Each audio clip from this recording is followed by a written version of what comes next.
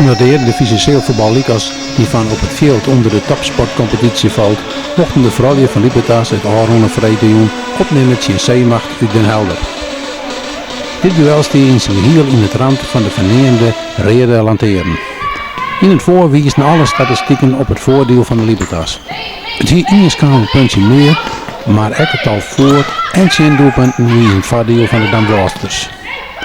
Toch ontspande er een likwaardige duel waarbij de spanning om te snijden weer. Beide teams kregen mogelijkheden om de 0 van het scorebord verdwijnen te laten.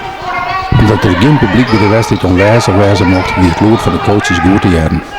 De wedstrijd ontbrandde pas toen coach Cees Bergsma Josephine Slump, die als jochende speelster van de selectie kajakken weer, deputaire leed. Haar eerste beziekje om te scoren later direct naar de openingsgoal.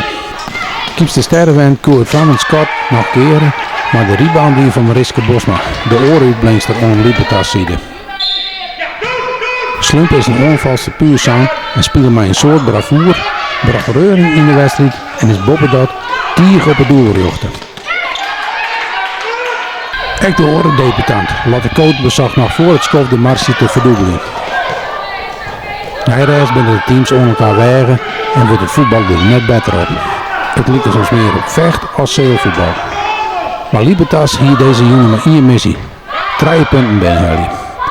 Josephine Slump zette een slordig balverlies van Laura van der Worp alleen op kiepste sterrenwend aan.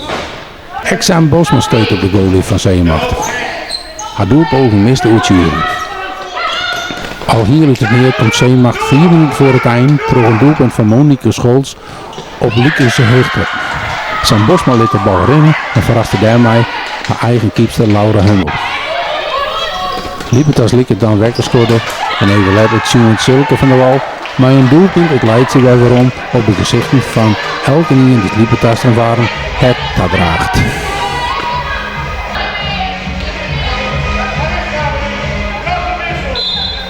Zeemacht die onslijn en Libertas roept de bloed.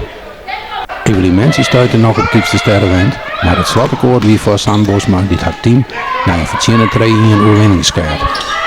Door deze overwinning werd de kort van Zeemacht verdrukt tot 4 punten en daarmee liep hij de degradatiezorgen naar de achtergrond verdoen te wijzen. Na aanrin, verronding en blijdschap bij de speelster van Libertas die de overwinning als een kampioenschap vierde.